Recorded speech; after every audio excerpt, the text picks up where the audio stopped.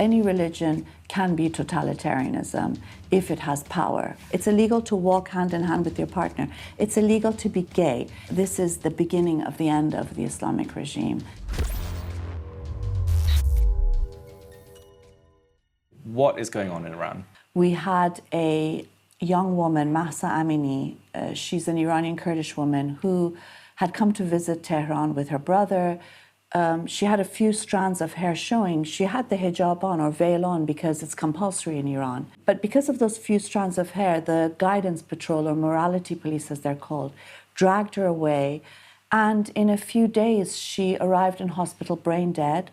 And she died on the 16th of September. So she was killed for a few strands of hair. And it was, the last straw that broke the camel's back. And since then, there's been ongoing protests. It hasn't stopped.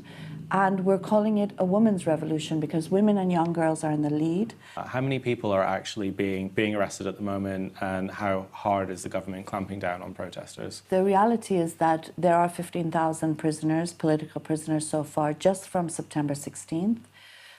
We know that the government has said, the members of the Islamic Assembly have said that those who were protesting should be executed. When the protest stops, the executions will begin.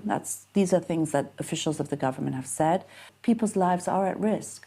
A lot of people on Twitter are just outright saying that it's totally fake news that anyone's really being executed. Why do you think there's so many people ready to defend and deny all of this? Well, it's unfortunate, really, because there are 130 offences that you can be executed for in Iran, and it includes apostasy, blasphemy, heresy, enmity against God, sex outside of marriage. There are even laws that allow for women to be stoned to death, for example. There are sections of the population that have spent the several decades defending the Islamic movement as an anti-imperialist movement and seeing it as a revolutionary movement against imperialism, whereas in fact it's an anti-revolutionary movement, it's an inhuman movement, it's an anti-working class movement. Workers get flogged for celebrating Workers' Day.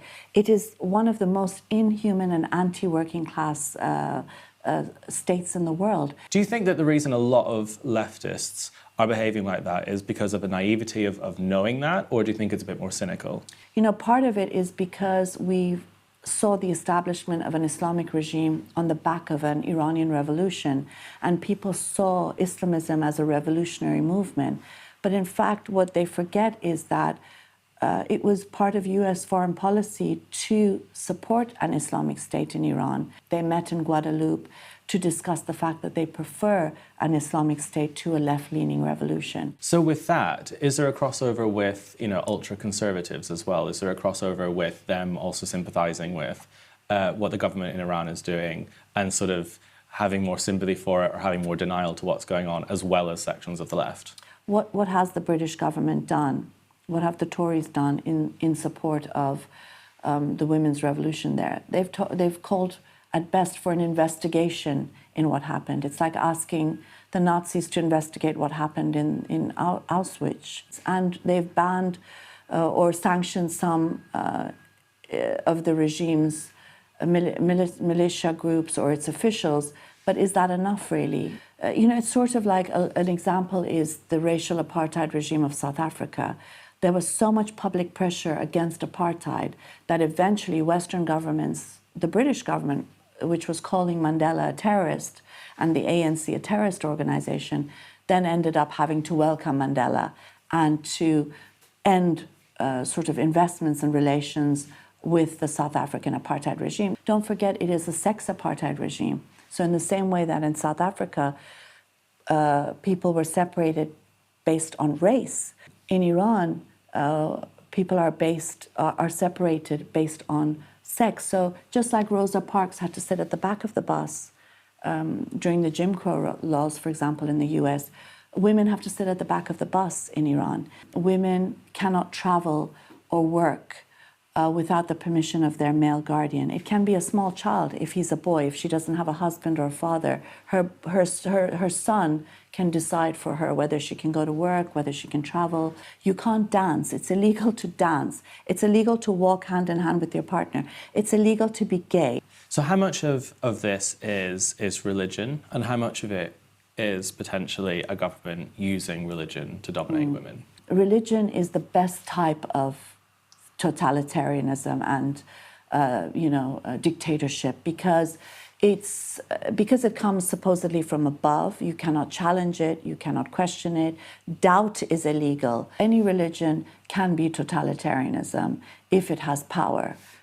We see that with, for example, even the Buddhist right in Myanmar or in Sri Lanka, where they are actively hunting Muslims and murdering them. We see that.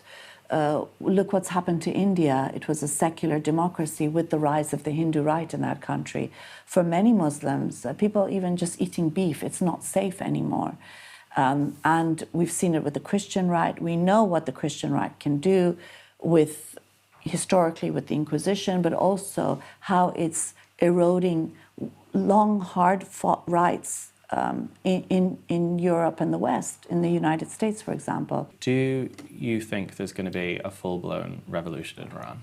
This is the beginning of the end of the Islamic regime, and I say that with complete confidence. I know that I can't tell you it's going to happen tomorrow, it's going to happen, when it's going to happen, because a fight is taking place and there are no guarantees. There is a chance this revolution can lose before it gets off the ground, but there are many factors that can affect its victory and bring it to a successful end of this regime. And that means that we need the public on our side, the British public on our side, to help this women's revolution to reach its legitimate end, which is ending this regime and creating a new Iran where women are not discriminated against. Well, it's been amazing talking to you about this, and thanks for spending the time. Thank you for having me. Thank you.